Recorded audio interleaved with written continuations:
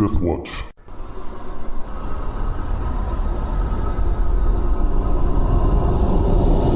Welcome back to Cradle of the World, a Dungeons & Dragons 3.5 campaign by Deathwatch Productions.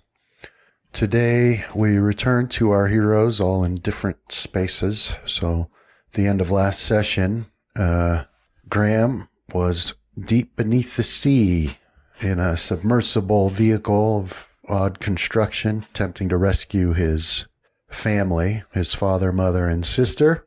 He had just reached his father at the end of last session, and Casimir, having felt a powerful urge to travel west of Cradle Village, found a door set into a boulder that led deep beneath the ground to a old, once beautiful temple that he's been exploring. He has encountered some of these automatons and goblins that have recently beset the island down there.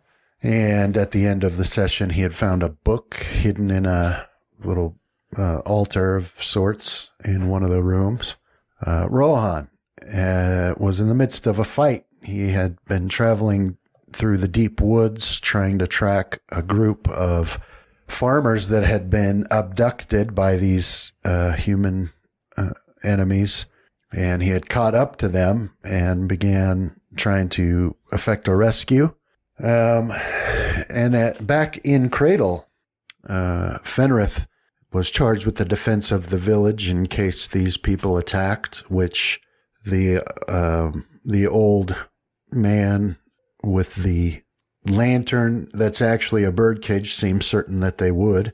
He had asked Nazus to speak with the prisoner, the human prisoner they'd captured, and see what information he had gotten out of him. And Zeus had notified him that the prisoner would happily answer his questions, but before Fenrith could ask any, he heard the bell tolling outside, and someone was shouting that the village was under attack. So that's the situation where we find our heroes in, and that's the situation we'll return to. First, let's introduce our heroes, starting with Chris. Hi, I'm Chris. I play Casimir, hero of the Roc, and I'm looking forward to this. Let's get going. Hi, I'm Travis. I'm playing Graham, hero of the sea, and I'm feeling stronger, smarter even. I'm Justin. I'm playing Rohan, and I am excited to be fighting in my element. I'm John, playing Fenrith, hero of the flame, and I am excited to be protecting a town.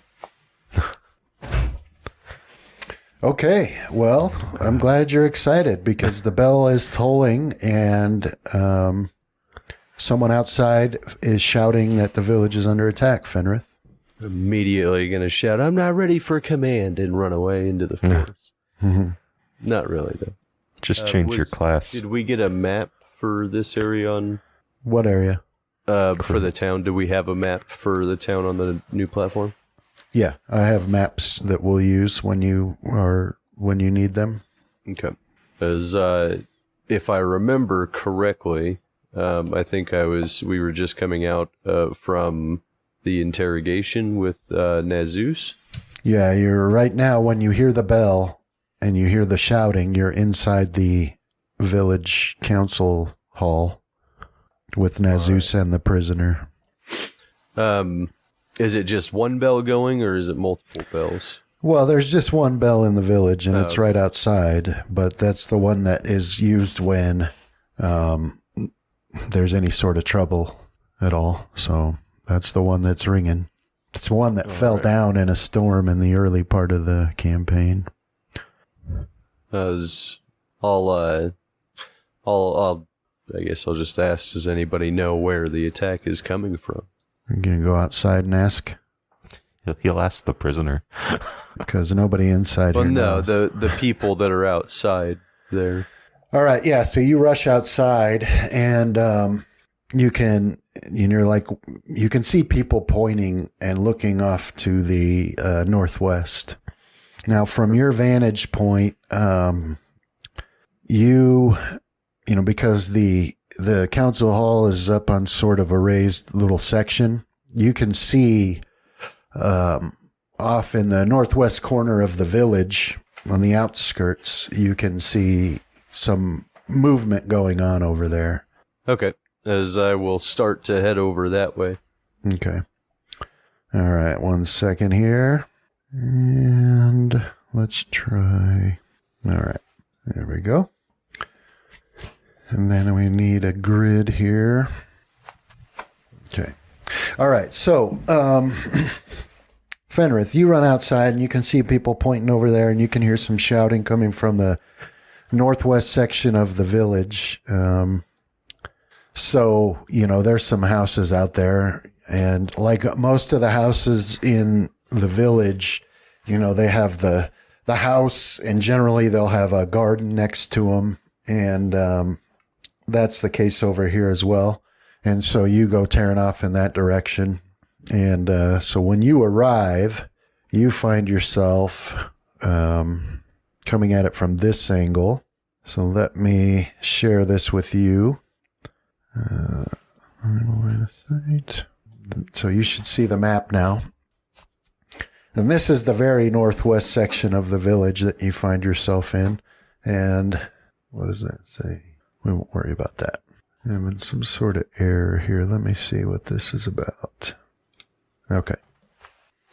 Let me get rid of this. And then you can see a couple of goblins, and you can see some elves running in your direction trying to get away. A couple of women pulling their children along. Let me get here. Are these the ones that have the I don't know that we've identified them, but that have those weird bows or weird crossbows that are really loud? Oh, no. Small projectiles. The muskets. Yeah, they do.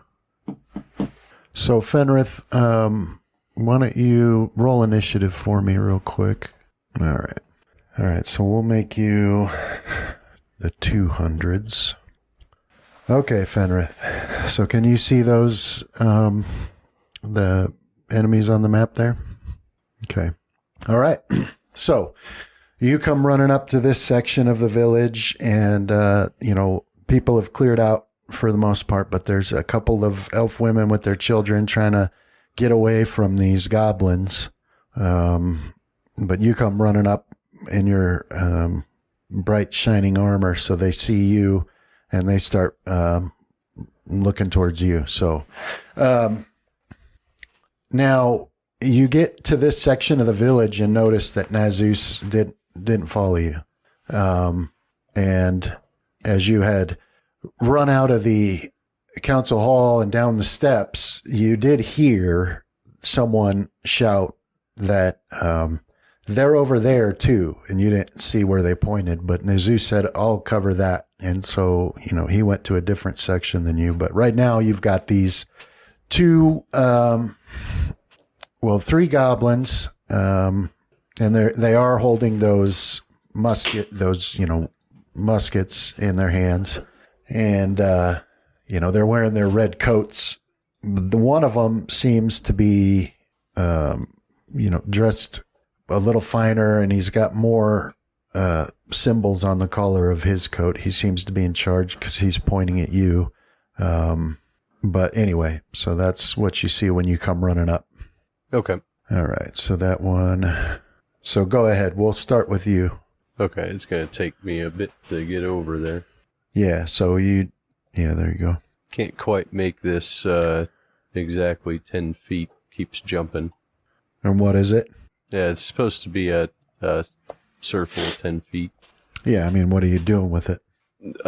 It's flame strike. Okay.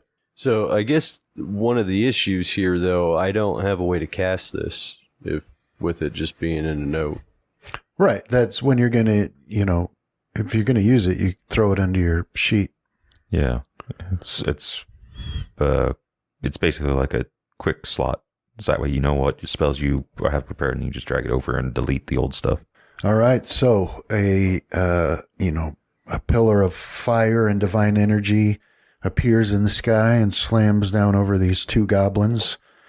And in this particular case, One of them made his save, but the other did not. So one takes the 45 damage, and the other takes half of that. And it's enough in both cases, anyways, to turn them into burnt ruin. So they crumple to the ground.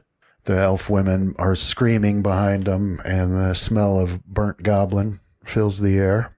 But they're both dead. I'll shout for the villagers to run towards me. And that should be it.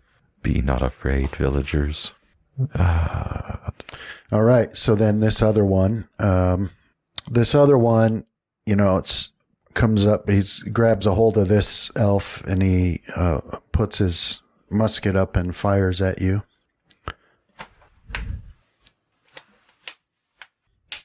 Yeah, and but he misses. So he's like trying to hold on to her, and he's trying to steady his musket, but he misses, and this bullet goes whizzing by you, and that'll bring us back to your turn.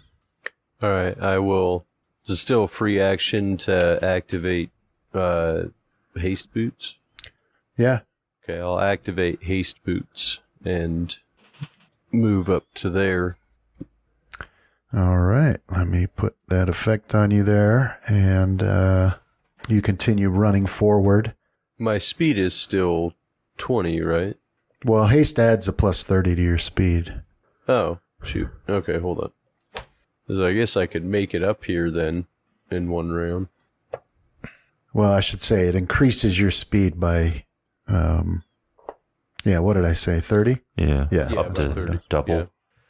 Yeah, so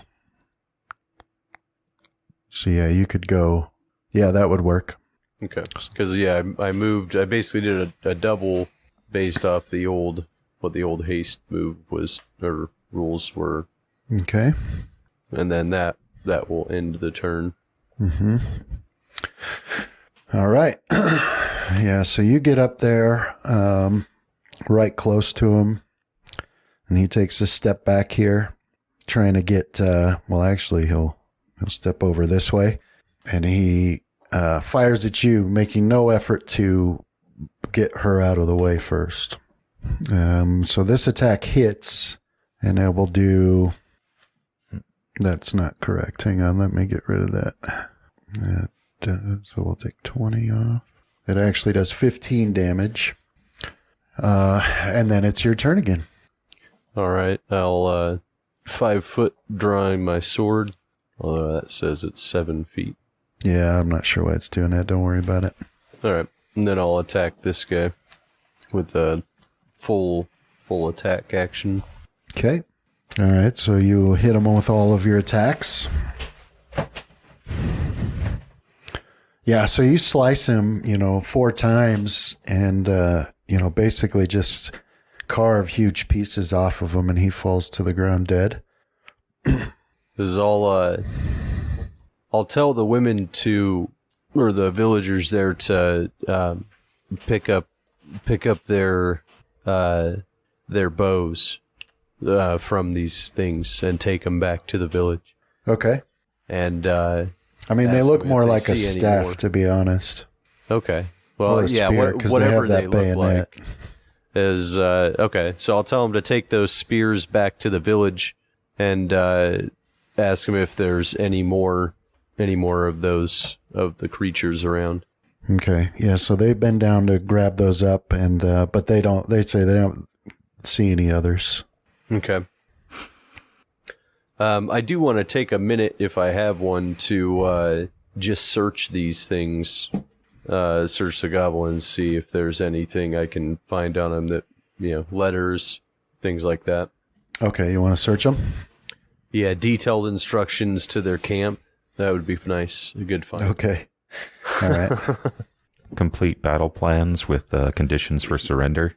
Yeah, that too. That'd be really good. The best way to sneak in and kill the emperor, because every lowly soldier, that's what they have it stitched into the back of their breeches, just like your mom used to do with your underwear, right? Mm-hmm. Okay. All right. So yeah, you they grab up those muskets and they go running off, and you're searching through the bodies, and you don't find. I mean, you find normal stuff that you'd expect a soldier to have. So you'll have like half-eaten rations and some copper and silver coins, and then just other random things. Needle and thread, and a dice cup. Stuff like that, but you don't find any anything written. Do I find and I'm sure Fenrith would recognize it, but do I find ammunition and powder? Yeah, so in a pouch on their waist, you find each of them has a pouch that has like 20 or so little bullets in it. And then you, in another pouch, you do see they've got these little paper. It's basically a paper cartridge, but for you, it looks like a little tiny paper tube, and inside it has a dark powder in it. And give it a taste. If there's anything that looks valuable, so like the coins, I'll take them because they're metal, right? Yeah. Mm-hmm. The ammunition I'll take because it's metal. Right. I know I'll take a couple of I guess I'll take one pouch and then just take all the metal items. Okay. So one pouch of whatever the powder is, and then all the metal stuff. Yeah. As we'll try to figure out what the powder is, but the metal is useful for other things until we can figure out the mine situation. All right. And then I'll start, I'll start patrolling this area. I'm at the far reaches. Yeah, the far northwest corner of it. But so you gather that stuff up, put it in your pocket, but that's when you hear someone shouting off to the east. Someone over there shouting for help off to the east. And you can hear more of those shots going off over there. All right, as I will head over that way. Right. Deactivate haste boots first, and then head over that way. All right. Okay, and then Rohan. So you're in this forest here, and let me see if this will work the way. Okay, take that off of there. Let me try this. Yep, it works. Okay. All right, so Rohan, you're in the forest, and you had cast Entangle. Mm-hmm. And you had hid behind a tree. Mm-hmm. And then while you were doing that, people were all entangled, including the captured elves. You had heard someone start chanting. So let's have you go ahead and roll initiative here. Okay. And we're in the forest, so +2. Okay. All right. And then we'll have... Come on. All right. So we'll start with you. So you had heard someone chanting and, obviously casting a spell. So what I need from you is... What is your caster level for that spell for Entangle? Let's see, so Ranger, so 5, I think it. Half your Ranger level. Yeah, half my Ranger. So actually, I'm 11, so round up would be 6. All right. Yeah, so you hear someone cast a spell over there because you're hidden behind a tree. You can't see. I don't know. Is that Entangle? That's not something you got to concentrate on, is it? No. Okay. And then you hear another voice shouting, "Get moving right now, get moving." And we'll have him do... All right, so then it'll be your turn. So, it's raining really hard. It's dark. There's lightning and thunder. It's hard to hear. Mostly what you do hear is the sound of the rain slapping against trees and leaves and on the ground and, thunder and wind. But you did hear someone casting a spell and someone else shouting, "Get moving." But you're here behind this tree. Okay. So glancing around the tree, is the Entangle still there? No, it isn't. So you had cast it like in this, it was like a creek. Mm-hmm. Whether it's always there or it's just from the rain, it's hard to say, but you had cast it while they were crossing there, and it took up basically the whole area. But now you can see that they're moving freely. Okay. So I'll step around the tree so that I'm still got cover from the back of the group of people, and I will target the first goblin in the line and Hang attack. on, let me get him on there for you. Because just checking, it was the leader human and like a sharpshooter that were towards the rear, and then there were goblins that were kind of pushing the people along, right? Yeah, there were goblins, and then some were like in the rear, and some were up the hill. Okay. Trying to get, and they'd thrown down like a rope for people to use to get up the muddy hill. Okay. So I'll put them on here so you can see. So from your angle, you can see 3 and 4. So when you step around that tree, you can see the human leader. You cannot see the human ranger guy, and you can't see goblin. You can't see 1 or 2. They're like up on the hill out of your sight, but you can see 3 and 4. Okay. Actually, if I can see the human mage, I'll target him instead. Okay. You have to target him on the. Yep. I got him targeted. I'll add in the deadly aim.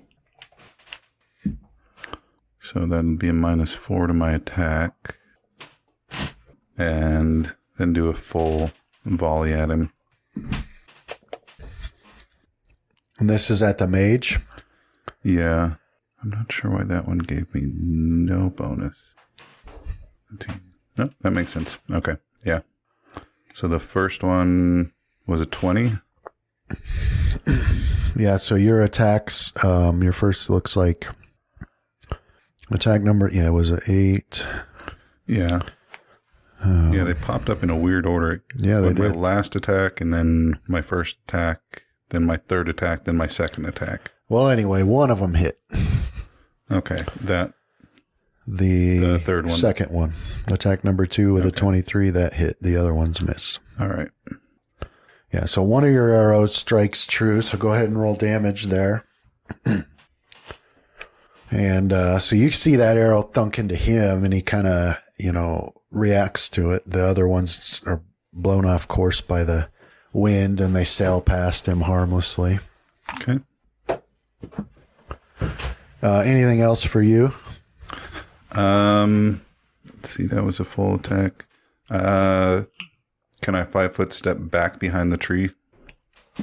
Or Well, no, because you moved out. Okay. So yeah. So yeah, that's my turn. Okay.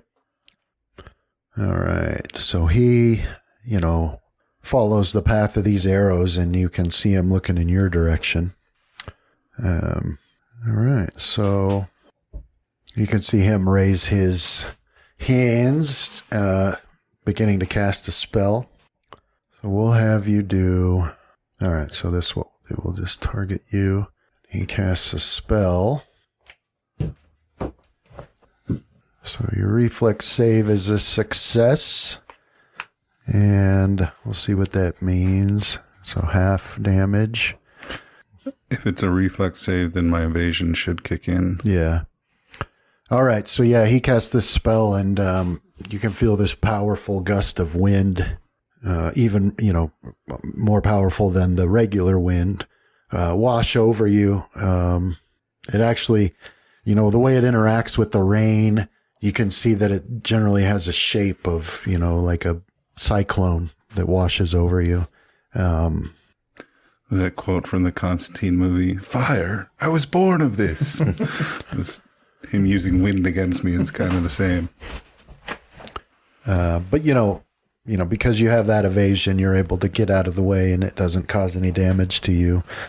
Although, it is big enough or powerful enough that it snaps limbs off of trees near you, which they don't cause any damage to you, but they do start falling under the ground.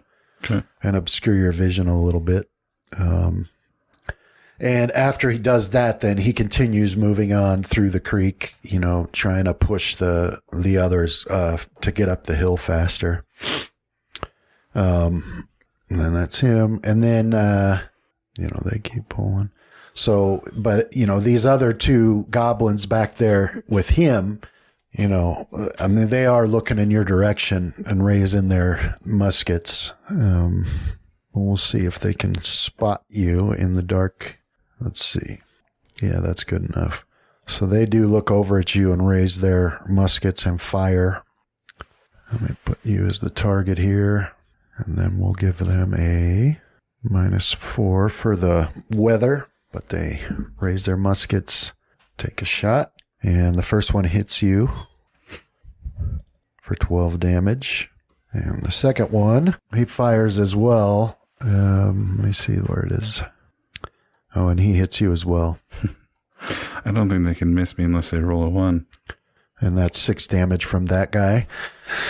And, the rest of like the family that had been kidnapped, they're, most of the way up the hill now, being pushed along by these guys. Okay. But that'll bring us to your turn now. Can I still see the human mage? Yeah. So now he's moved across the creek, but you can still see him over there. Okay. I'll fire another full volley at him before stepping back behind the tree. Do I want the deadly aim? No. I'll take the deadly aim off this time. All right. So looks like you've got, let's see, an automatic miss and then an automatic hit and then a miss and a critical hit. Okay. So you got 1 critical hit. All right. And that was my first one. So since it's a rapid shot and many shot, that one will be 2 arrows. Only the first one gets the actual critical damage, though. We'll see if it does the shocking burst. Yep, looks like it did it. Okay. So that's the first one, and then that's the second damage.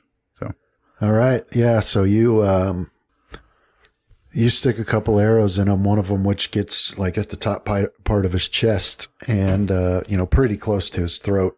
And you can see from the flash of the lightning effect on your arrow, it lights up his face, and you can see the pain there, and that black collar that he's wearing, and those odd black lines that race across his face.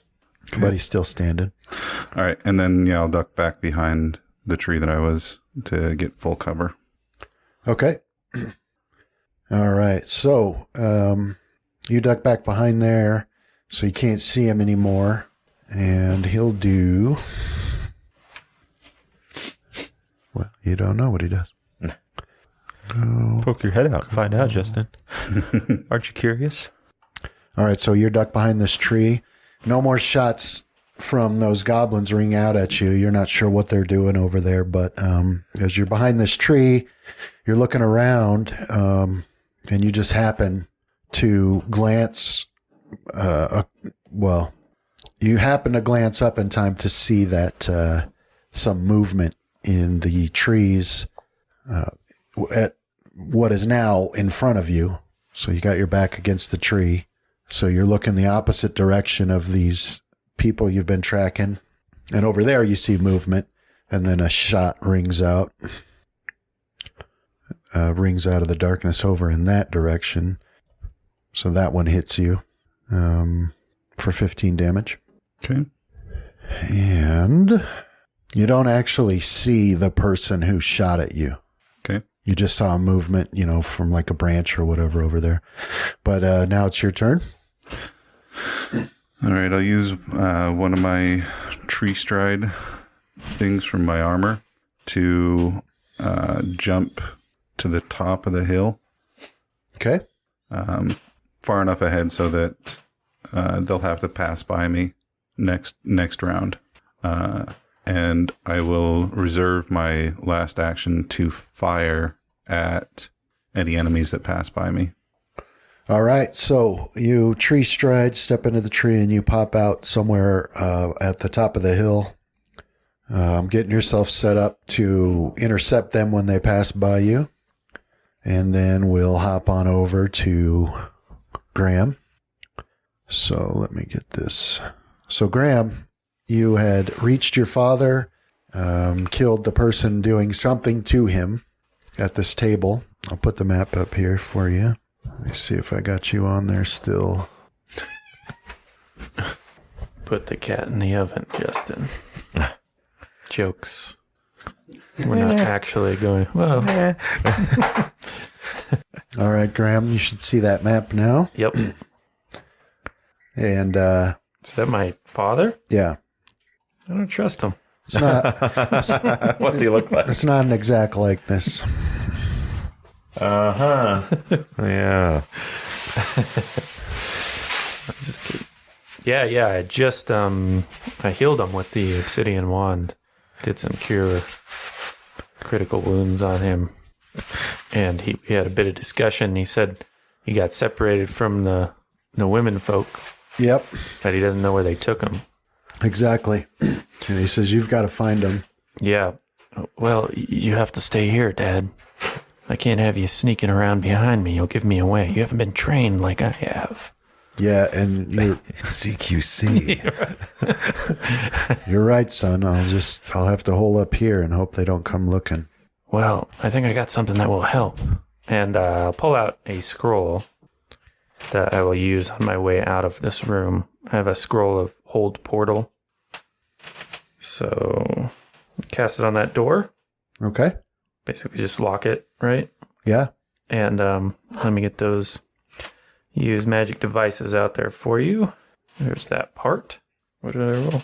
25. I think that's enough. Yeah, that should do it. And also, it's an arcane spell.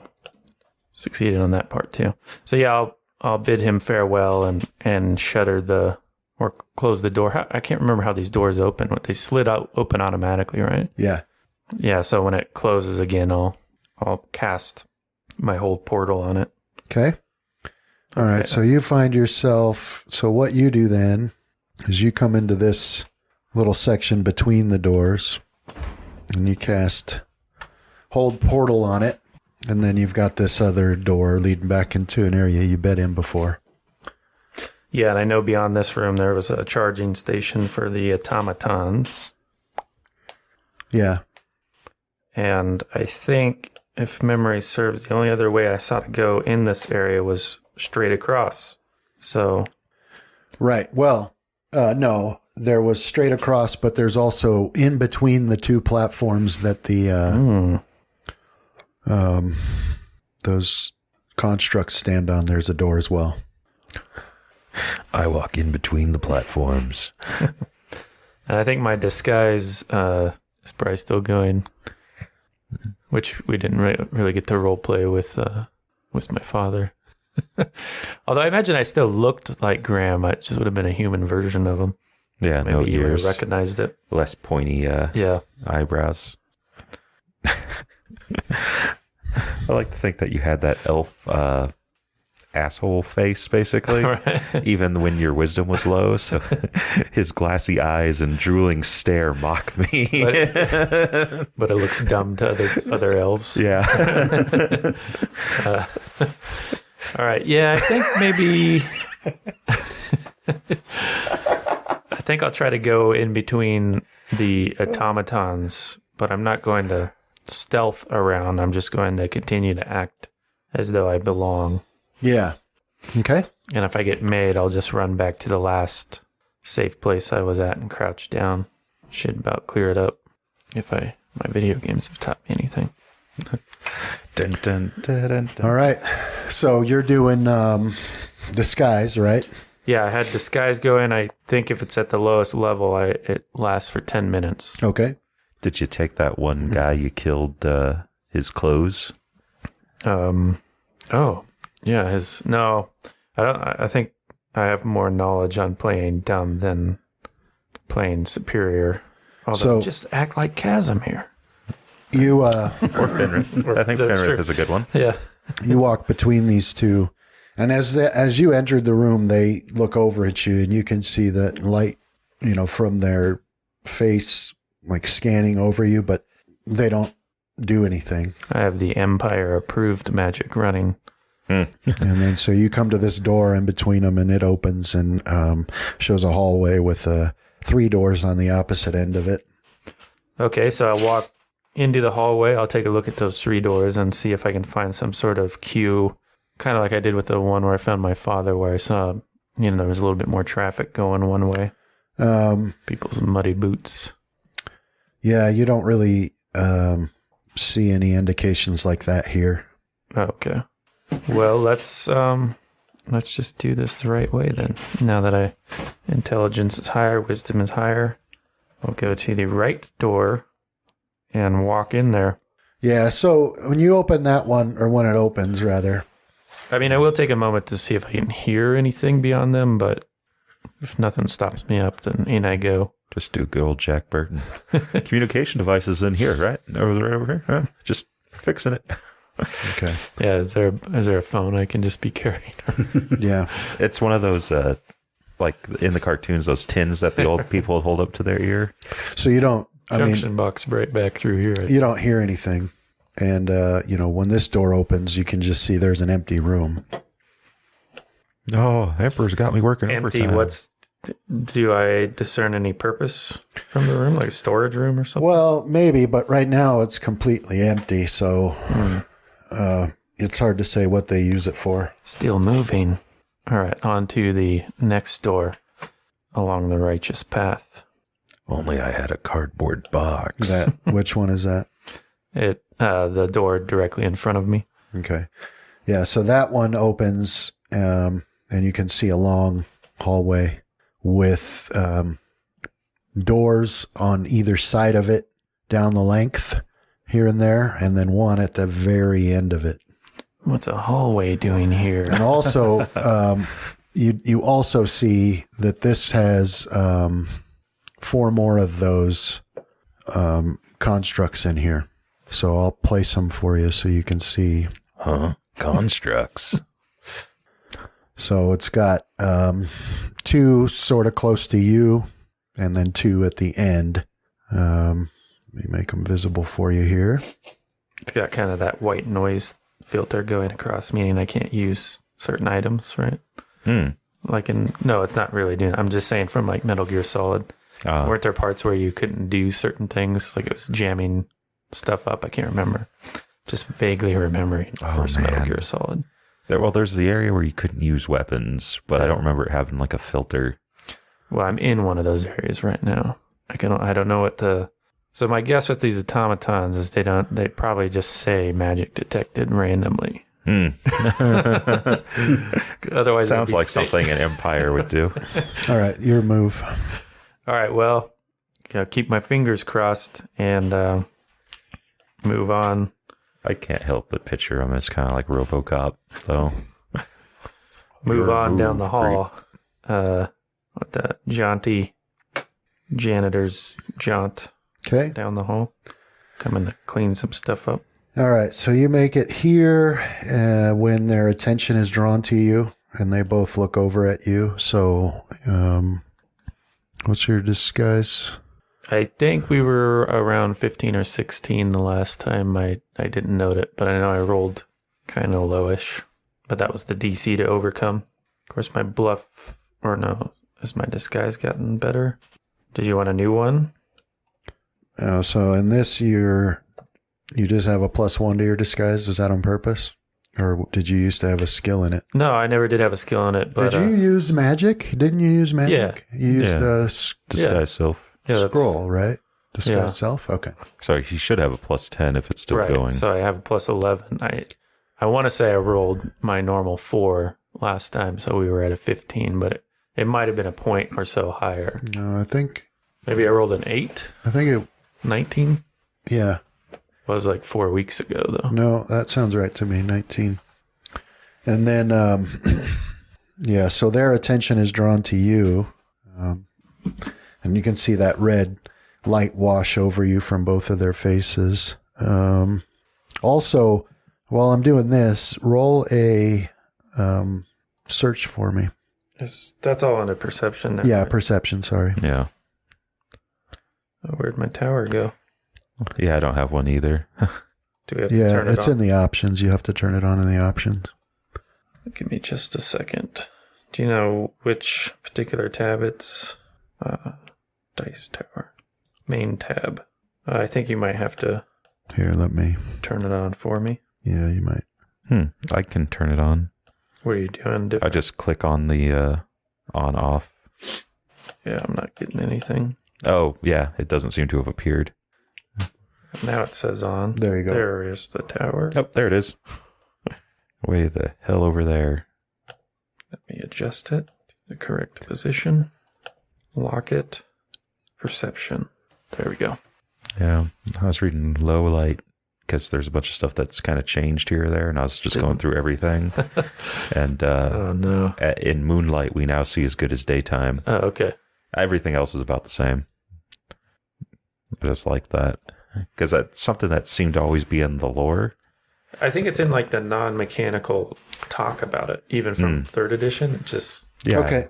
So, Graham, they both look over you, but then they just go back to staring straight at each other and they don't react to you. But also, while you're waiting for that and, wondering if they're going to attack, you see to the left and right of you, near the ceiling of this hallway, there's a grate. And it, the grate cover makes it, you think it's big enough for a person to fit in there. And then you do see doors like just past these two automatons on the right and left. And there's more further down, but you do see that. this is my Rohan natural environment moment. Great. Stabby. Does it seem like I can get up there without too much difficulty? You got acrobatics too. You Yeah, just that's be true. I flipping guess all I over can the do a place. bunch of stuff now. Yeah, I will. I'll get in that crate. Which one would you like to go to? Right or left? Let's go to the right one. Okay. So you get over there and you can hop up in there and you get into this grate. Now, it is big enough for you to move through, but you got to crawl. And you notice right away as you get in there, or even before when you were just reaching towards it, that there is airflow here. So it's like blowing towards you. Okay. What its purpose is, it's hard to say, but This vent actually functions. it feels solid enough, to hold your weight and everything. Look around your environment, Graham. Try to find a way around the enemies, like a vent. A vent? I will. So is he in the vent yet? I am. I'm going to use that stone or whatever you'd given me. Oh yeah. Graham, the village is under attack. For some reason, you can see Bling. his face getting really close in your vision. Since I'm not there in person to clank around. Fenris? All right. So yeah, you're Sorry, up in there guys. now. I had all right. It was a good that opportunity. picture in my head there of it. Well, Travis missed an opportunity to contact you and say that he managed to reach the underwater outpost without drowning. The problem is it can't fit in for the codec because I think it's only once a day we can send a message. So You can hand wave that stuff. Use This it is for important. something useless like that. I found a vent, Fenris. What's a vent, Graham? All right, so I'll begin crawling down the path I can crawl, knowing that if I'm crawling through a small space, I am going the right way. So it looks like it elbows around down here after about 60 feet. Yeah. You encounter a crab. I don't say it. Everyone's holding back right now. Willpower Bunch of boomers. save was all good, guys. Using up all your will saves. Okay. Yeah, so it does elbow around down at the end there. I guess Bloodtooth could fill in. Get a couple different voices going on. Okay. Yeah, so you reach the end there and you're looking in at a grate up ahead there. Okay. And Holly will peer through the grate, the and see what's beyond it. Yeah, so you look through there and you can see a room. And 1 second here. You can see down into a room, and there's an elf that you recognize vaguely as one of the newcomers to the village since last time you had been there. Is she doing sit-ups? No, it's a male, and he's sitting and he's strapped to this chair, much like the one your father was in. And there's a table there with this crystal on it, and he's clearly in great distress. And there is a Cannon fodder. There's a human standing over him. Clearly, the cause of this distress. He's got what looks like a wand, and there's some sort of dark energy coming from it. Wrapping over this elf, and he's screaming. Okay, the goal is to stealth up behind him and stab him to death. Mutilate him. So here, let me make him visible. So and then this dark energy is wrapped around this elf, and he's screaming and he's thrashing, and then there's some other energy going from that elf to that crystal. So you want to get down there without alerting. Oh, sorry, I made him. All right, can you see that? Yes. All right. So go ahead and do your stealth. Is that one of those tower ones, or do you like it right out in the open? Yeah, just roll it. 32. Guess my silent moves because they don't split it up anymore. That's right. Well, yeah, the picture does look like a guy. Very confused about elves now. Okay. So you can climb down. Yep, and I'll tiptoe behind him and Mutilate him. yeah, I'll try to sneak attack him, and then I'm gonna hope that this elf is in a good enough state to tell me where my mom and sisters are. He just wants to know where Elf Die is. And you can't resist their psychic powers. So I got my spanner. Bloodtooth disguised as a spanner behind him. I'm just gonna... All right. So what are you trying to do? Just stabbing him? Yeah, so let's try to sneak attack. Let's try to hit him Okay. with Bloodtooth. And you can see him on the... Yeah, I'll target him. What's the definition of a wall for purposes of you getting flanking? That's what I have to look at again, but I don't think I have it in this case. But I do have him flat-footed. Yeah, I was just wondering because he's like standing in front of something or whatnot, isn't he? Yeah, because I think it was actually...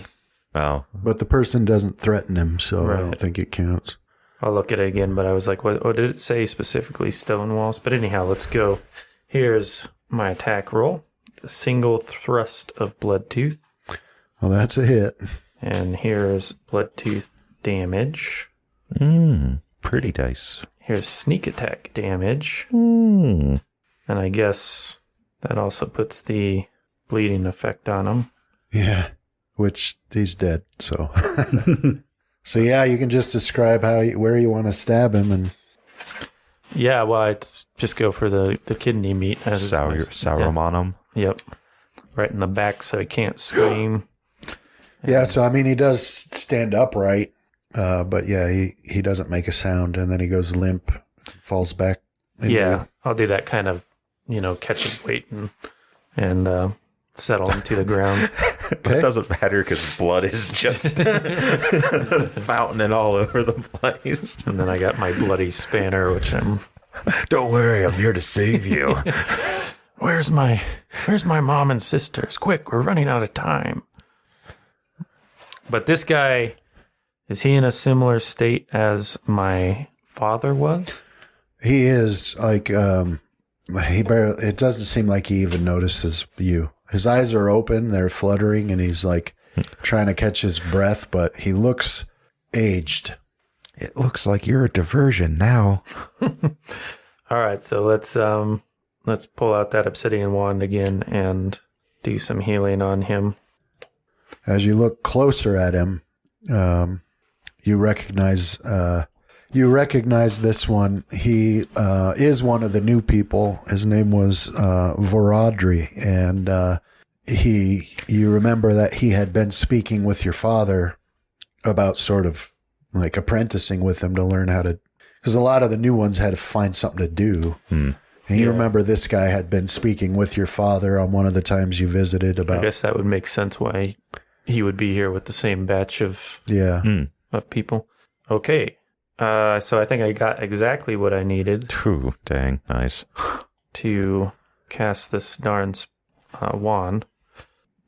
And here is the amount I healed. Ooh, that food going? I feel my tummy start to speak. Got a half hour till it's done, so.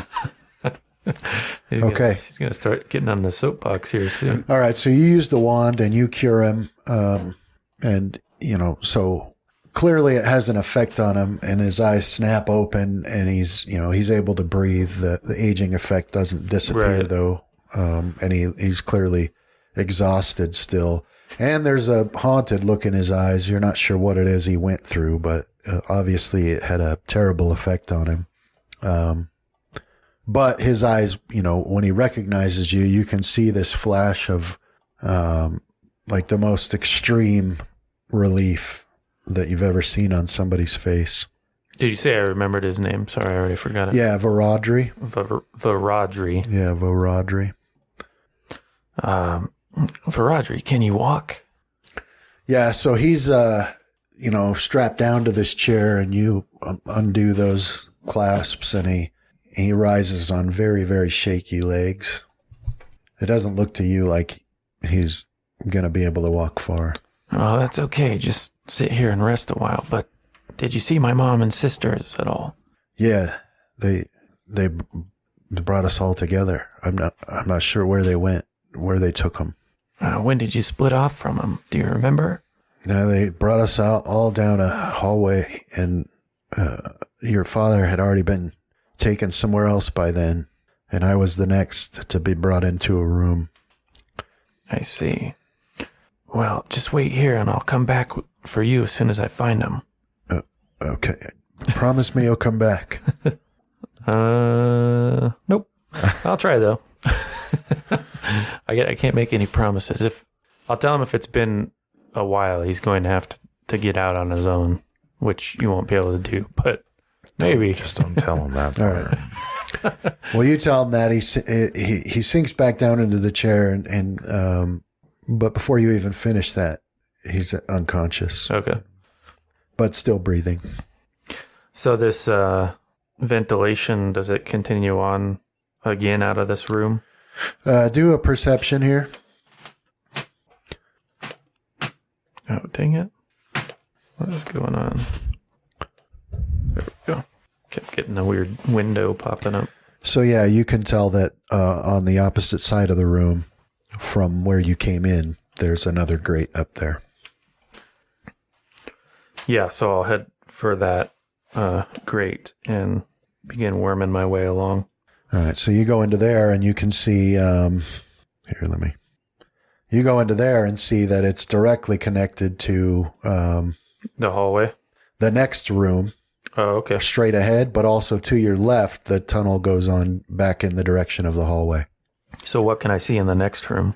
All right, so in there, looking through that grate, you can see the same thing you saw in here.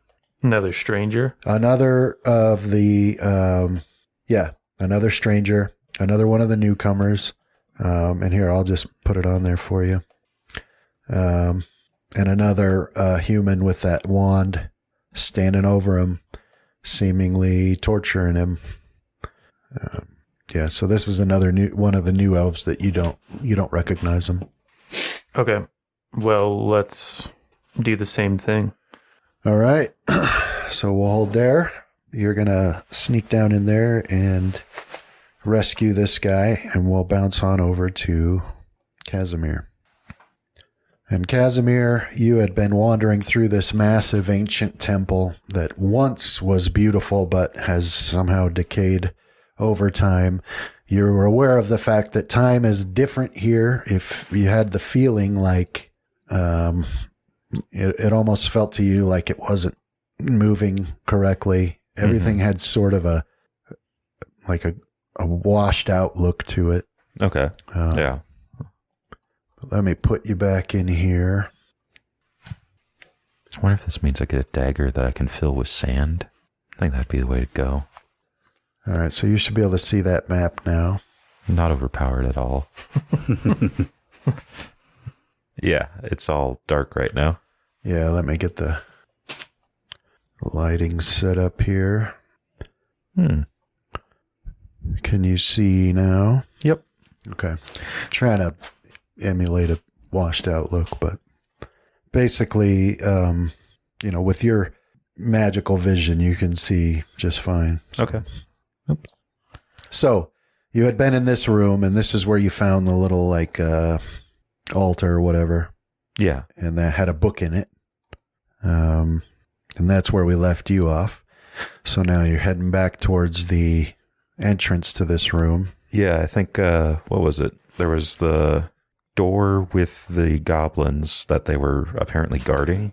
Yeah. I think. And then there was a construct around that area too, but I think I might head all the way back to the main entry and just try to go for either the middle doors, or I think there was some off to the left if you're facing the middle doors. I can't quite remember.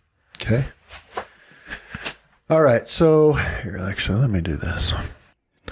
Some reason I'm not seeing beyond that. Is there a door there? I can't. Maybe it's just getting me with the wall there or something. Yeah, that's where the door is. Okay. Nice. So, yeah, so you come up to that door and you open it up. You look back out into that hallway. Oh, no, I'm forgetting. Oh, it looks like there was more. Okay.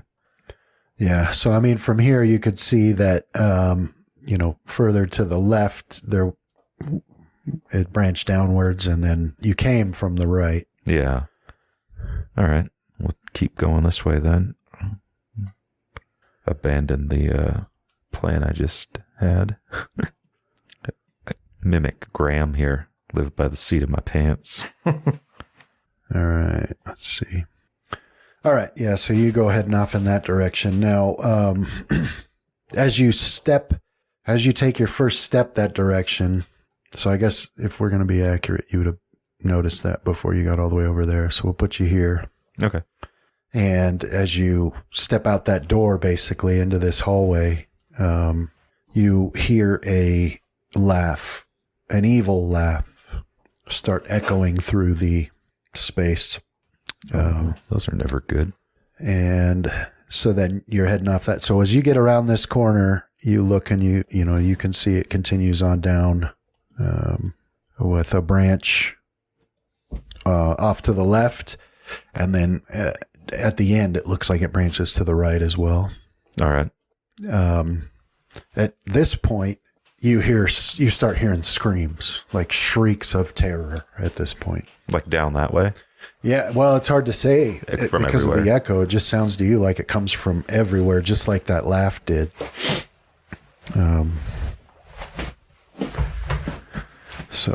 But you keep heading that direction? Yeah. I mean, what you gonna do, right? Yeah. I guess I will state that I'll be moving more cautious. Okay. I mean, there's not much I can do about being silent or super stealthy, but Yeah. you know.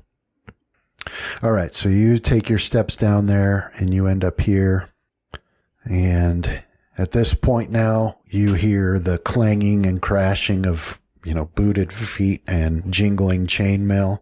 And like a couple of goblins come tearing around the corner. Like down to the south? No, off to the left, Okay. right over here. All right. So they come tearing around the corner, running. Go ahead and roll initiative. Oh, come on. Did it roll? Not seeing it. What's going on here? Fine. I'll do it from here. What do we got here? For some reason, it's giving me manual dice entry. Like on the main page of your character sheet. Both initiative slots. I'm double clicking it and then manual entry. Oh, I saw something go. Well, let me roll it for you. Manual entry. Let's check that out. Looks like the top. Is that different every time? No. So when you double click on that, it says manual entry. Yeah, it pops up a thing. Oh, look in your options there. In the options All right. at the very top, do you see anything? Yeah, it says It on says- for some reason. Yeah, just turn that off and that should fix it. There you go. Okay. So actually, because of their noise, you're ready for them. So you get to act first when they come around that corner. So we'll let you act there. Have they spotted me? It doesn't seem like it. Can I merge with this stone? They clearly are turning your direction. Like that's the way that they're going to go. Okay. Is this stone big enough for me to merge with? Yeah. Okay. Yeah, I'll just drop down or step into it. Okay. Let them go on by, and I'll hang out there, see what's chasing them. If it comes past them or comes past me, I won't be able to see it, but I might be able to hear it. Okay. All right. Yeah. So you merge into stone and you do hear them go tearing past where you were and around that corner. And then you wait. But it depends on how long you want to wait, but you don't hear anything. Okay. Yeah, I figure pursuit's probably pretty swift, if not, so it'd probably be like in rounds. Yeah. Okay. Well, yeah. So you don't, within a minute, you haven't heard anything coming after them. Yeah, I'll step out and head the direction they come All right. So came roll from. perception. All right. I actually have ranks in it now. All right. So down at the very end of the hallway where it branches to the right, Mm-hmm. as you step out of the stone, you spot something just as it moves around the wall. And it's small and it's not walking, it's floating, whatever it was. And you'd guess it's probably, maybe the size of maybe a small coconut is all the bigger it is. But you didn't see it long enough to recognize what it was, just a small object floating in the air going around the corner. And it looked to you for a second like it might have had some flames on it. Okay. Yeah, I guess I'll move up to the corner and look around, see if it's still there. Okay. I guess I could try to be quiet. This will always be fun. Was that stealth? I got +2. Okay. So yeah, I'll move. Was it, I guess, technically like there and peek around the corner. Okay. 1 second here. Oh, right. So that's not the... Oh, that's not it? No, you saw it at down at the far end, Okay. going to the right. Okay. But yeah, you can get to here. Well, might as well peek around that corner too. Yeah, so you can see down that direction that there's, there's a branch to the up and down and forward in that direction. But you don't see anybody or anything down that way. All right. Then I'll go to that corner and peek around. What would Graham do? Drat, if only I was a simpleton like him. So here we've got sort of a Z-shaped hallway. And then you don't see anything there either. All right, let's keep going. I guess I'll go to there, peek around. All right. So as you step around this corner, you hear more screams echoing through the place. And then when you get to here, so you can see that, you can go left, right, or straight. But when you get to here and you're hearing those screams, you also hear the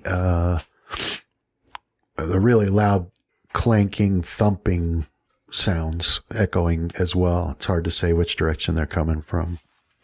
But you hear that. So you don't see anything at this point except that, you could go straight, right, or left. All right. Let's head that way. We'll head to the left. Peek in. All right. So when you turn around that corner, Beholder, Baylor. you see a couple of goblins facing away from you. And they've got those, muskets and they're holding them up. But they're facing the opposite direction of you, like they're waiting for something to come around that corner. I think I'll let them keep facing that way and waiting. And I'll just ready an action to step into the stone after I see whatever it is they're aiming at. Okay. So you can see them now on your map. Okay. Yeah, so they don't seem to notice you. They're both like pointing those muskets around, waiting for something over there. I guess I could just walk up and ask them. I mean, it is kind of rude to just eavesdrop and but yeah, I'll see what they're aiming at here. Okay. I'll lean on my trident. All right. So you wait, and about a minute goes by, and nothing has happened. And now you see them start to like straighten up. They're not shaking like they were. Now they're like, the fear has passed, and they're straightening up, and they're like, it seems to you like they're coming out of whatever terror they were in. And one of them steps forward and peeks around that corner there. And it doesn't look to you like he's seen anything because he doesn't react, and he just whispers to his companion. Can I try to hear what they're... Yeah, do your perception. Yeah, so they're talking too softly for you to hear them. Man, I wish I was charming. Let's see, and then... Just do your normal style of talking, but add wiggly eyebrows to it. Oh. You're an idiot. So this one, the one that didn't step out to look, he spots you. Mm-hmm. He's looking around. He spots you, and he lets out a surprise shriek. I'll kind of hold up my hands. And I'll talk to him in Goblin. Like, hey, I could attack you at any time. I didn't. Maybe we just didn't see each other. Just go our way. All right. So he's totally blown away that you're talking to him. So he's got his musket pointed at you. You can see his eyes are wide. But he doesn't respond. And the second one then, also with his musket raised towards you, he says, he like seems to snap out of it, whatever it is. And like, cause he's got a odd look on his face too, not expecting you to have spoken to him. But then he gives like a curse and he fires at you. And a curse is, since you speak Goblin, basically, like the curse that he utters has to do with, my mother and various herd no, animals. it's not. It's like it has to do with like, demons, that don't belong in the world, something like that. Right. All right. But he raises his, that musket and fires at you. It's a, deafening boom in this enclosed space here. But he hits. Oh, yeah. Yeah. Even though he's shaking pretty bad. That's not correct. Whoa. Yeah. I don't know why it did that. Like, hang on, let me take that off of there. It shouldn't have been 110 plus 20. So you should have got a total of 8 damage. That's better. All right, yeah. So this bullet slams into you, and you can feel it pierce your skin. But then it's your move. Yeah, you can still hear this echoing through the hallway. I'll shake my head and sigh and charge on in 60 feet. Yeah, I could do that. Charge to there. And let's see if this effect works. I'll power attack him. Power attack, okay. Target him. Its ability. Wield my trident two-handed. All right, so it's a hit. Alrighty. Oh, low damage. No, I mean, you basically cut him in half. You charge forward, you just stab into him, and it's such extreme force that it, basically there's not much holding him left. The two halves together as he falls off your trident and dies. Now I'll make soothing motions at the last one. Yeah.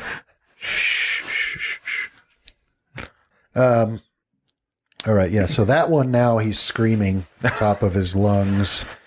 And he is screaming in Goblin. It is a very odd accent dialect, but essentially, the demon. Well, I mean, spade's a spade, right? So You just gotta get some of that dwarven shag carry around with you. That really leveled you out. there's some people where they just kind of get annoying, but Casimir is pretty all right. But anyway, he rushes forward and stabs at you with his bayonet there. So Did it automatically remove the power attack? yeah, it looks like it did. Okay, I was just wondering. But he misses, like he's shaken so bad, it just reflects, just glances off your armor, but that's your move. Well, I wouldn't negotiate with a demon, so I figure that's out the window, so we'll just full attack him. Whoops. Did it add it twice, or does it remove it if I click it twice? How does that work? What state are we in? No. Just added it Do it once? again, because it didn't add it. Okay, now try it. All right. Just check real close and make sure it had that. Gave you a plus 20, is that correct?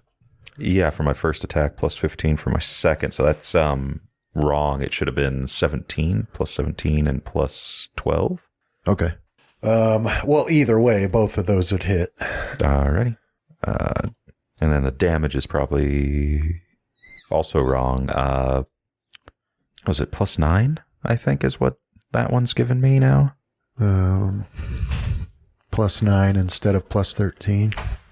No, the plus 13 is my base from strength and wielding it two-handed.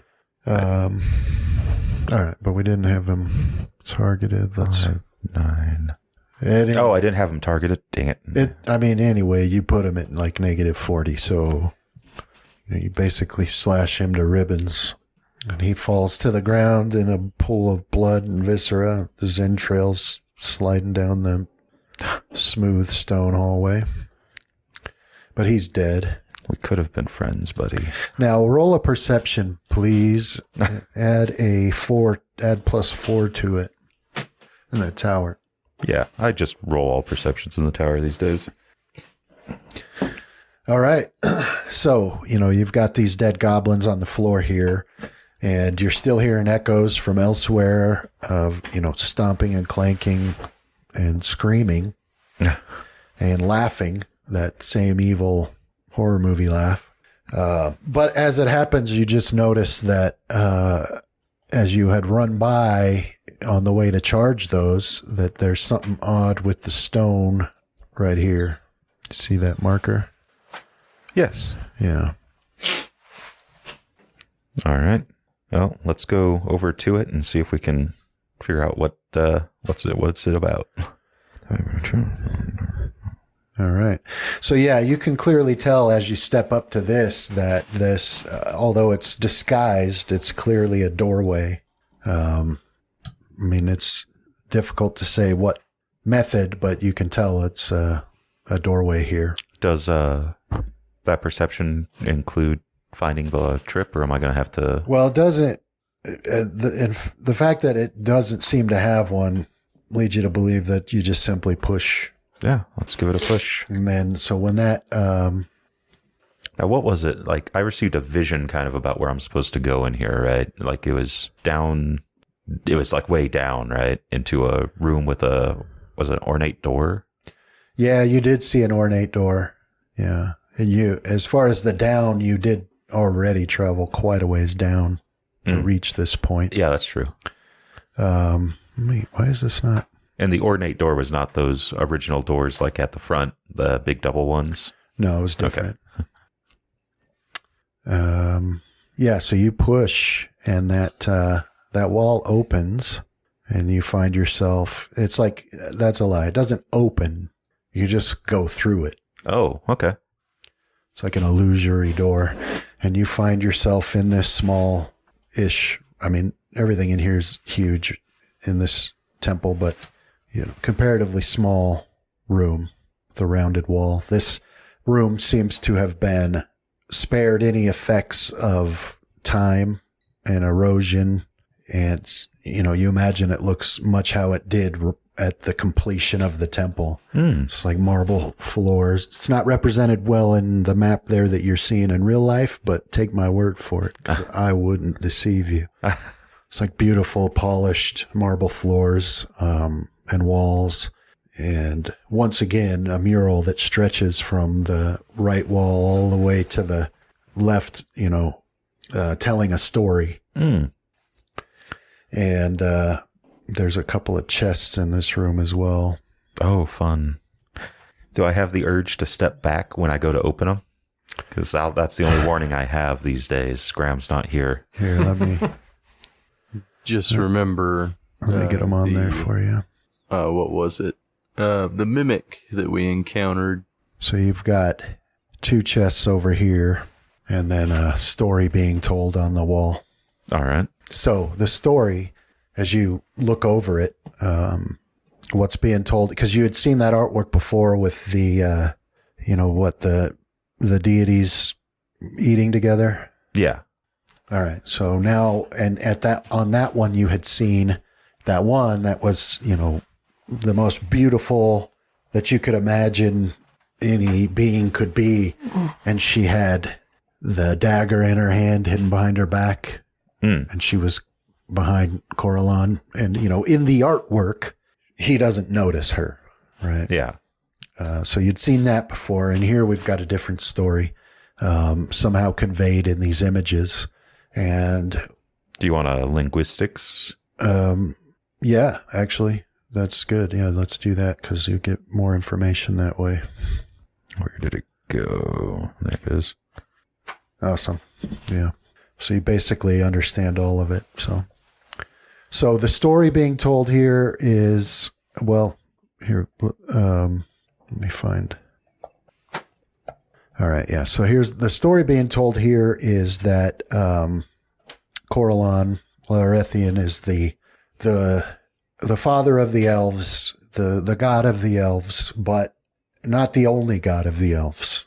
And so we're being told this story here of, the other gods that make up the pantheon of the elves. 1 second. So here we're being told, and this collection is known as the Seldarine, and this is a story being told of them here. These are elves that or elven gods that handle different aspects of elven existence is the best way to put it. So you've got enough knowledge of the religion to understand the way a pantheon works and to understand that, gods have certain aspects of life in the world that they are focused in. And so now we're being told on this mural the story of the Seldarine, but not specifically like as so much who they are, but a specific story about something that they did in the past. And it hints at a great act that they did without going into a lot of specifics. But basically the idea that you get from this story is that independent of, and perhaps without the knowledge of, but certainly without the blessing of Coralon, this group banded together and to give an elf incredible powers that he might protect their people. And it doesn't go into a lot of details about what those powers are, but it's clear that it changed this person from living to undeath, and it was considered an immense blessing and and burden, right? So that's what's being told here. Doesn't go into a lot of details about who the person was or even when this took place, but it's conveying a story of them being able to and choosing to have done this in the past. And that this person couldn't die except for under certain circumstances. That doesn't go into details on that, but that's basically what you get there. I'll find that odd. That undeath would could be considered a blessing. Right. Right. Because even after the point in the story where this took place, it's clear that this person, whoever it was, did not become evil, which is mind-blowing to think about. Yeah. Because it's a hard rule in all of your studying that undead is evil. Right? So that's what's being told here. Also, as soon as you finish that, roll a fort save for me in the tower. All right. All right. So you finish that story and you're, running over it in your head, trying to file it away and see what it means, if anything, when you're struck by incredible blinding pain that brings you to your knees. It's not localized. It seems to be coming from all over your body. It feels like your bones are being stretched. Oh, no. All right. And then we'll switch over to Fenrith. Now, Fenrith, you've reached the point of the next incursion, and I'll put the map up for you. All right. So, Fenrith, you've reached this point and arrived, and share the map with you now. And you can see Nazus is in a fight over here. Let me get him on the map. Are you adding him? Yeah, I'll put him on there. Okay. Wasn't sure if he was in one of these areas I couldn't see in. No, we've lost him. Lost his character sheet. Let me just put these bad guys on the map here. So he's fighting one of those big constructs over here in this section between, the house and between a couple of houses, not too far from where you are. But there's also some goblins out there. So you should be able to see them. So go ahead and roll initiative, Fenrith. Let me see why I can't find that guy. All right. So yeah, you get to this battle because you could hear it going on, and it's already taken place. But you'll get the first action here at the beginning. Let me change the round. That was from the one that I had used previous fight. What's that? Oh, the flame strike. Okay. Yeah, sorry, I hadn't taken it off. All right. I think let me see what the range is real quick. Okay, I think I can hit all of those guys, maybe. So there's Nazus there on the map now. You should be able to see him. All right. As I'll use my domain flame strike. Okay. All right. And can I free action haste boot back on? Oh, okay. Yeah, I'll put that effect on you. And it'll be what? How many rounds? I should have 9 left because it was 10 rounds, right? Yeah. Yeah, and you used it for 1 round last time, so put it on there. And then I'll do a single move 50 feet.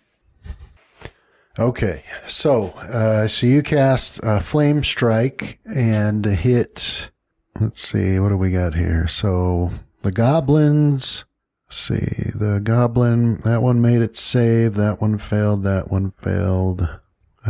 So basically you killed 3 goblins with that Flame Strike, so that, that flame and the divine energy slams down over top of them and burns them to a crisp right there on the spot. So that one's dead. And then you're going to move up here next to Nazus. Okay. Anything else for your turn? Nope, that should be it.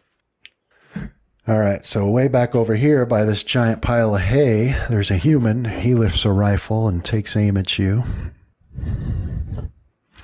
And, his hands are a blur as he fires multiple times at you. At least 3 times. But all 3 of these bullets go whizzing past you and don't do any damage. And then, where is he? Get rid of him. So really that leaves this, other than that guy, there's this massive construct that will be attacking Nazus. So at this point, they're standing toe to toe. Nazus has his massive great axe. And at this point, this thing is just throwing punches. But you know they have other capabilities.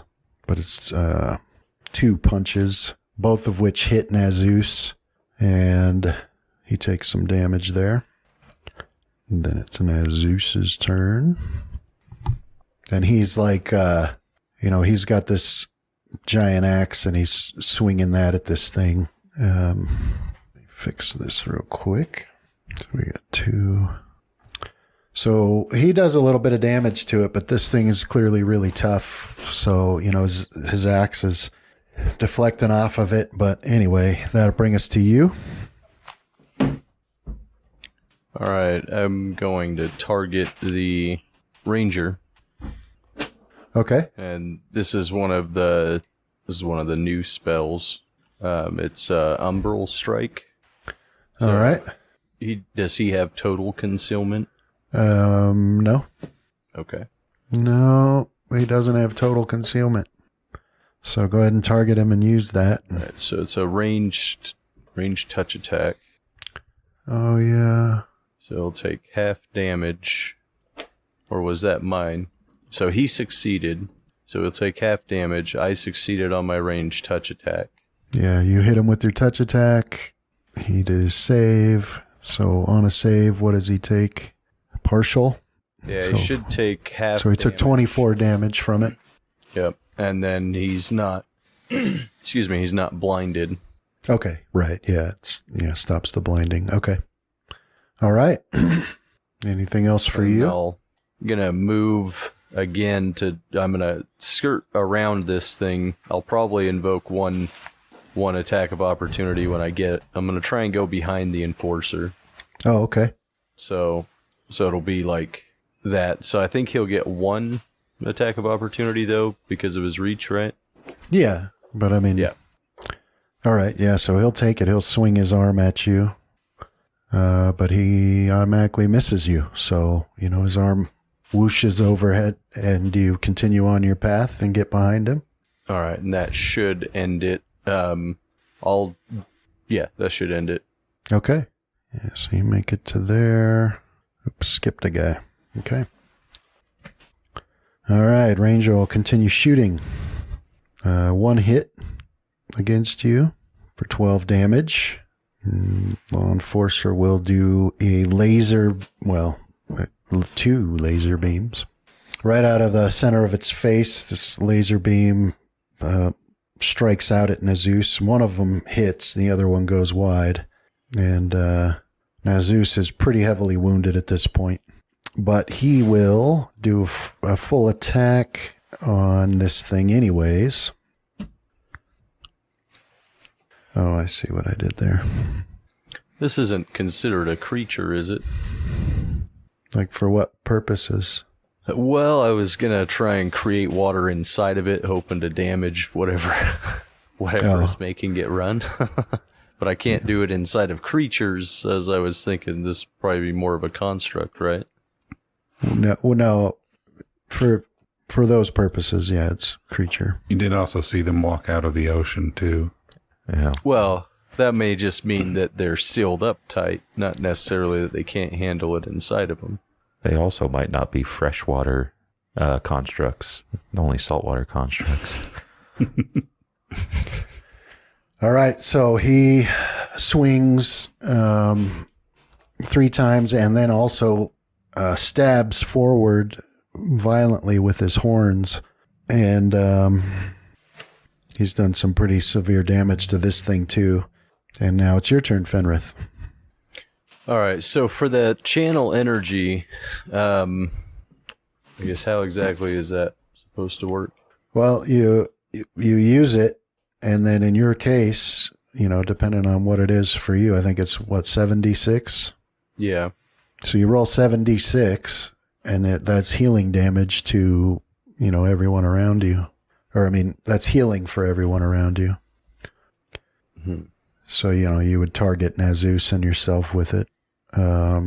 Basically channeling positive energy. It's a Well, okay, so channel energy causes a burst that affects all creatures of one type, either undead or living, in a 30-foot radius centered on you. And for you, it's, what is it, 76 for you? Yeah. Yeah. And you can do that you can do that every day, 3 plus your charisma modifier. Okay. So that should be the healing for him and me? Yeah. All right. Did you apply it Is that to is you? that I did not know. Okay, well, I'll do it. Now, is that like a spell where I can only do it once per round? Yeah. Yeah. Yeah, just once.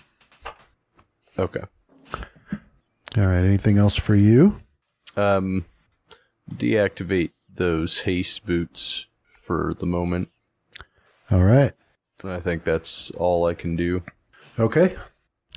All right. The ranger. You see him take a potion. Oh, wait. No, you don't. So the ranger keeps shooting at you.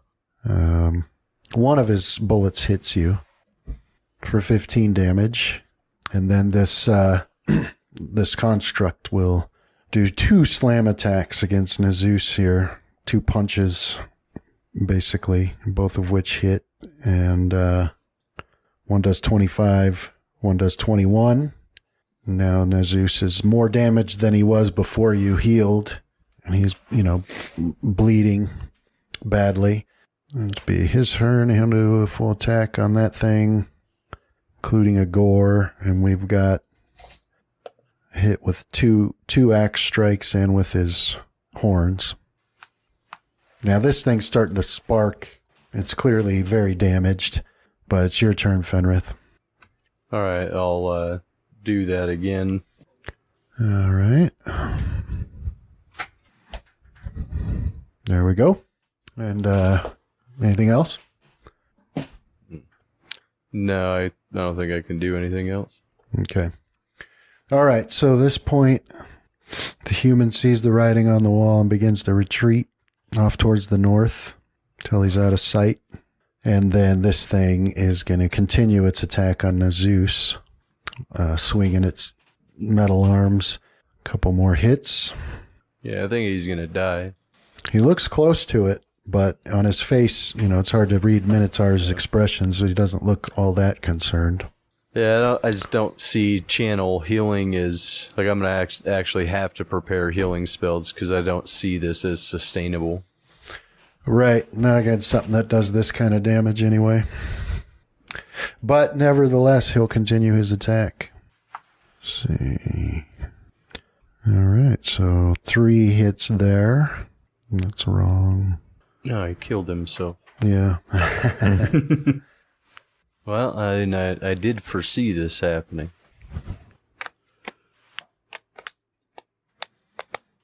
All right.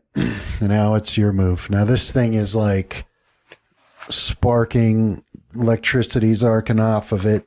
Chunks are hanging loose. I mean, it's clearly very damaged. But it's your turn. All right. I know I'm not effective against these things, so I'm going to just try and keep them alive again. Okay. All right. Didn't you usually have, heal prepared? Yeah, but I don't think I do right now. Okay. All right, he's gone. I guess there is something that I can do. Actually, so can we rewind that for a second? Yeah. What do you want to do? So I'll cast Balance of Suffering on myself as the first living creature, and Nazus is the second living creature. So it's going to take my hit points, 96 plus 1 per caster level, and apply it to him. Okay. So you're dealt a number of points of damage equal to 9d6 plus 1. So roll 9d6 plus 13.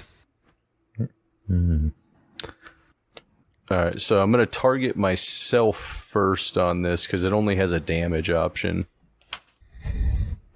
That's not too bad. All right, so he healed. You want to heal him by 43? Looks, yeah. All right. It's only like he fell 90 feet. No big. All right. So you cast that, give him a nice boost to hit points, and then this thing will attack him. 2 more hits, and then he will attack it one more time with full attack, and that should be enough to do it. So 2 hits. Yeah, so that's enough. So that destroys that thing. So basically all the lights go out and it just settles down on its legs there. It doesn't fall over, but that's the end of that battle. That other human's nowhere to be found. Now, as soon as that battle's over, Fenrith, as soon as that thing is stops moving, you look at Nazus and he's breathing heavy and he's got blood everywhere. But then you hear somebody shouting down to the south, "We're under attack!" And you hear more shots going off. Okay. I guess I'll have to give him a potion. Okay. One of the Cure Serious that I have. Yeah, he holds up his hand and he says, "Oh, I have my own. Go, I'll catch up to you." Okay, well, I guess I've actually got a scroll of Cure Critical that I could use on him. Yeah, he says, "I've got my own. Go ahead, I'll catch up to you." All right, I'll start running that way. Actually, how far away is the hero house from here? You're like, is that the correct direction? south is the correct direction, but you're like as far away from it as you can be and still be in the village. Okay. Because I can word of recall and get to the hero house. Does it sound like that is going to put me at a closer location? Oh, to the battle? No. Yeah. Okay. All right. Then I will start running. Okay. All right, so off you go to the sound of, musket fire and screaming in the southern part of the village. And where did it go? That would bring us back to Rohan. How late are we going today? That's it. That's where we'll pick it up again. Just kidding, Rohan.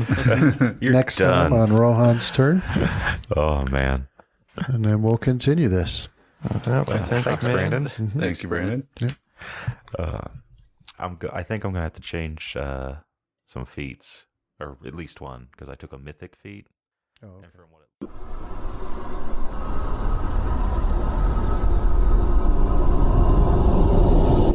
This has been a Death Watch production. Thank you for listening.